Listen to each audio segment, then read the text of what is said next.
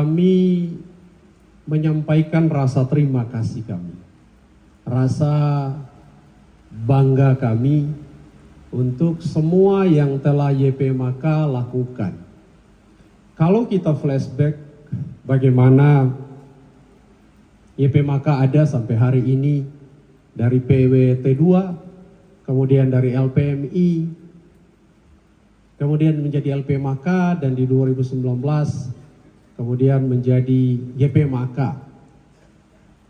Apa yang terjadi di LPMK, apa yang terjadi di YPMK sebenarnya persis sama dengan apa yang terjadi di operasi PT Freeport Indonesia. Kemarin kita berulang tahun yang ke-57. Freeport ada di tempat ini. Dan sebagai perusahaan kita tumbuh dan melakukan banyak sekali penyesuaian. Baik dari sisi operasi, baik dari sisi lingkungan, baik dari sisi hubungan dengan pemerintah, maupun dari sisi hukum.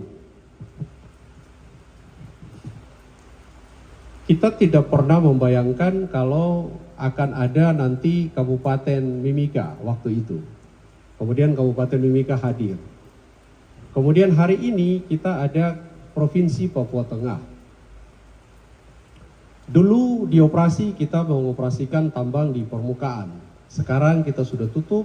Sejak 5 tahun yang lalu kita hanya mengoperasikan tambang di bawah tanah. Kita juga tidak pernah membayangkan kalau nanti akan terjadi divestasi. Saham FCX itu sekarang dimiliki 51,2% oleh pemerintah Republik Indonesia melewati BUMN yang namanya MindID. Kita juga melihat banyak sekali perubahan dalam perjalanan operasi kita, dalam relasi hubungan kita dengan masyarakat, dalam relasi hubungan kita dengan pemerintah, tetapi juga dalam kerja-kerja kita dengan YPMK. Tadi ada PWT2, kemudian LPMI, kemudian LPMK, ada YPMK. Apa yang terjadi?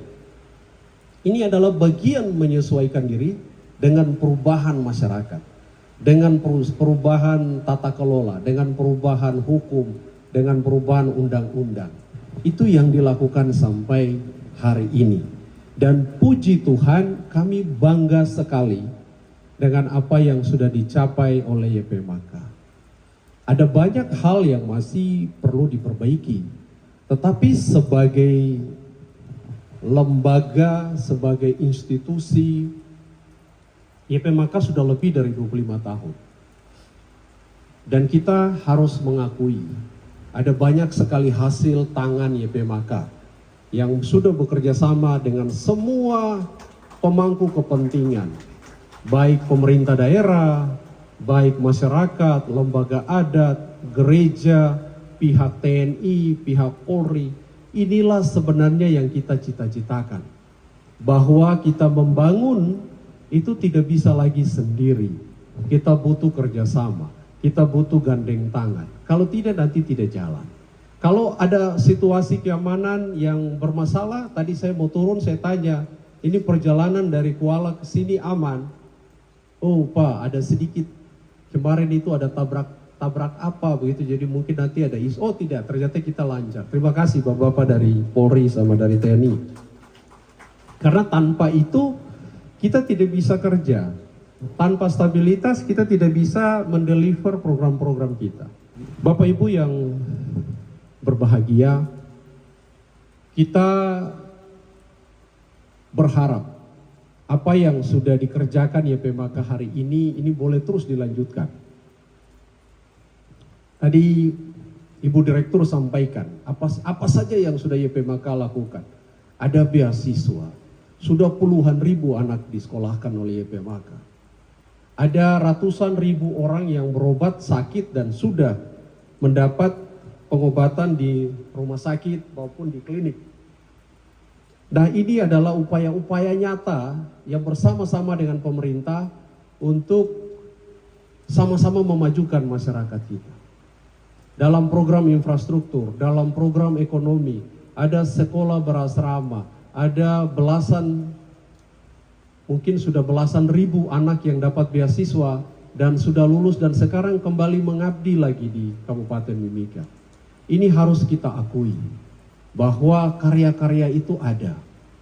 Ada hal-hal yang masih kurang, tugas kita sama-sama untuk membantu, tugas kita sama-sama untuk bagaimana memperbaiki agar YPMK ke depan bisa lebih baik lagi. Bapak Ibu yang saya hormati, YPMK lewat program kampung ini tadi dilaporkan sudah 180 miliar sejak tahun 2021 sampai 2024. Program kampung ini di luar program-program yang sudah jalan. Di luar kesehatan, di luar ekonomi, di luar beasiswa, di luar sekolah asrama, ini ada tambah lagi. Dari tahun 2019 ketika LPMK itu berganti menjadi YPMK. Orang kemudian nanya, kenapa berganti dari LPMK jadi YPMK?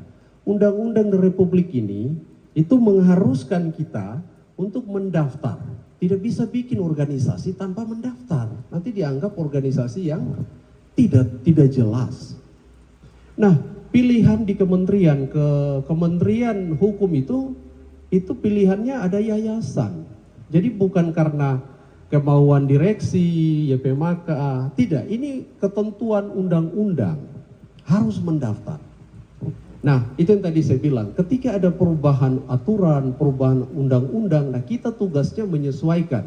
Begitu ya Bapak-bapak dari TNI, dari Polri, nah itu tugas kita sebagai warga negara.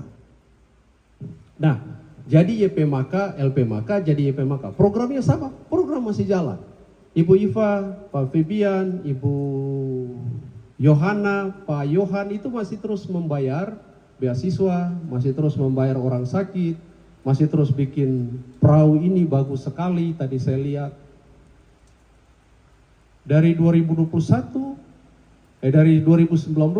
sampai 2023 dari PT Freeport itu kira-kira sudah transfer 2,5 triliun.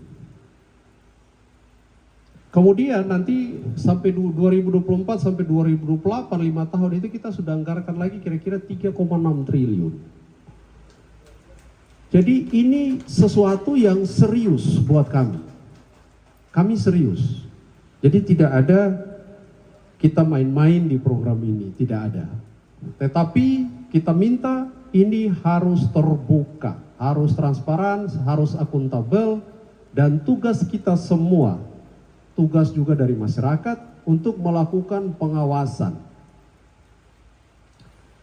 Karena itu baru dari Freeport. Pemerintah daerah juga menyisihkan anggaran.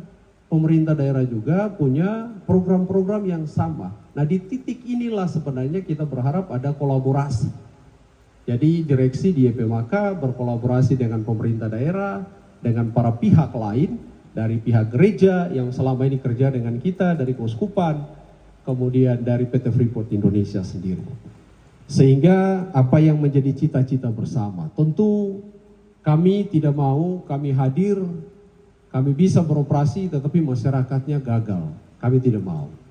Kami terus berkomitmen untuk mendukung YPMK dan kami berharap masyarakat juga ikut melakukan pengawasan. Kalau ada hal-hal yang masih kurang, tolong disampaikan sehingga ini bisa segera dikoreksi. Itu prinsipnya, dan sekali lagi saya sangat bangga hari ini dengan program kampung yang baru berjalan 3 tahun, tetapi sudah ada hasilnya. Nah, Bapak Ibu yang nanti terima perahu ini, fiber 9,5 meter, lebar 1,4 meter, kemudian motor tempel 40 PK. Mudah-mudahan Ibu Iva, Pak Febian dan teman-teman tidak berhenti. Saya ingin tahun depan lagi kita bikin terus, dan mungkin nanti Pak Camat lapor ke Pak Bupati supaya kita juga dibantu. Jadi tidak cuma 50, mungkin kita bisa bikin 100 setiap tahun atau 200 setiap tahun.